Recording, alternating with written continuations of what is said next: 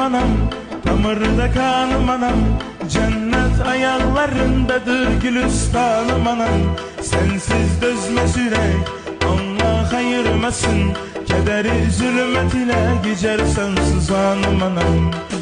Ey canım anam, damarda kanım anam, cennet ayaklarındadır gülistanım anam. Sensiz dözmez yürek, Allah ayırmasın, kederi zulmet ile geçer sensiz anım anam. Şöhretim şanım anam, benim efsanım anam, ne kadar dikenler bitip bile gülüşenlerinde, sen gibi bir ömrü fida eylenişe Mevledine, ne kadar hazır.